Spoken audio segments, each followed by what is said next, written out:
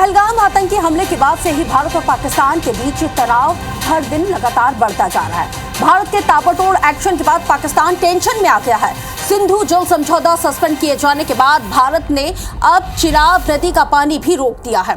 तस्वीरें भी हम आपको इस वक्त दिखा रहे हैं, जहां पर जम्मू कश्मीर के रामबन में बने बागलिहार बांध से नदी का पानी रोक दिया गया है। यानी कि भारत ने बांध के सभी गेट बंद कर दिए हैं, जिसकी वजह से चिनाब नदी का जलस्तर 5 से 6 फीट तक कम हो गया है। और इसके बाद कश्मीर के किशनगंगा बांध के जरिए झेलम नदी का पानी रोके जाने की प्लानिंग भी यहां पे चल रही है।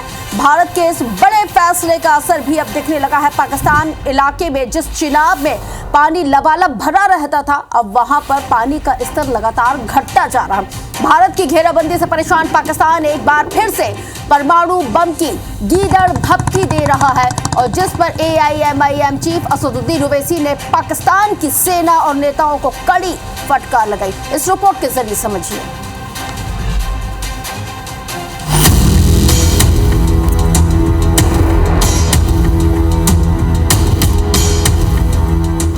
जम्मू कश्मीर के पहलगाम आतंकी हमले को लेकर भारत सरकार लगातार एक्शन मोड में है। पाकिस्तान को आर्थिक मोर्चों पर चोट देने के बाद अब सैन्य मोर्चे पर भी घुटनों पर लाने की तैयारी है। प्रधानमंत्री नरेंद्र मोदी ने इसी को लेकर रविवार को air chief marshal Amarpreet Singh से PM आवास पर मीटिंग की। PM मोदी ने इसके ठीक एक दिन पहले नेवी चीफ से भी मीटिंग की थी। भारत का सैन्य दबाव बढ़ा तो एक बार फिर पाकिस्तान को परमाणु बम की याद आ गई।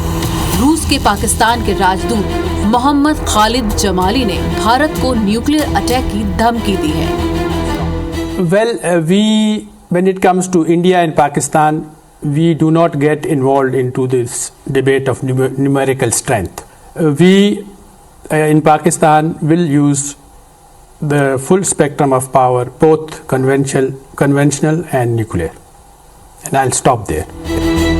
पाकिस्तान के साथ जारी तनाव के बीच भारत में इस पर सियासत भी खूब हो रही है। AIMIM चीफ असदुद्दीन ओवैसी ने पाकिस्तान की परमाणु धमकी पर जहां करारा पलटवार किया है, तो वहीं कांग्रेस ने पाकिस्तान के खिलाफ सैन्य कार्रवाई में देरी पर सवाल उठाए। यूपी कांग्रेस के अध्यक्ष अजय राय ने इस बात पर सवाल उठाए कि बीजेपी ने बड़ी धूमधाम से राफेल को भारतीय वायुसेना में करोड़ों रुपए खर्च करके शामिल किया था।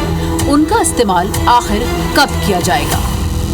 हम आसिम मुनीर को कहना चाहेंगे कि सन 47 में हमने फैसला ले लिया कि हम भारत को छोड़कर नहीं जाएंगे।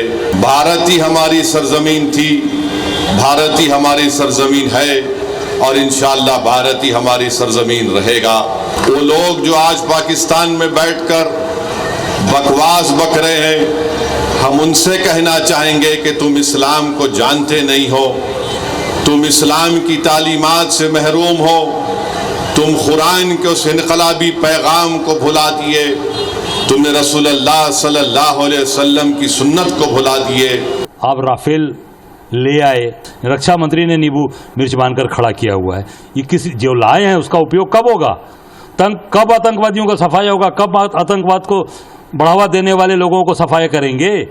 ये देश जानना चाहता है। जो परिवार आज पूरी तरीके से मिट गया, परेशान हो गया, जिसके बच्चे शहीद हुए, वो परिवार के लोग, उनकी पत्नी, उनके परिवार, उनके माँ बाप जानना चाहते हैं कि कब कार्रवाई आतंकवादियों के खिलाफ होगी।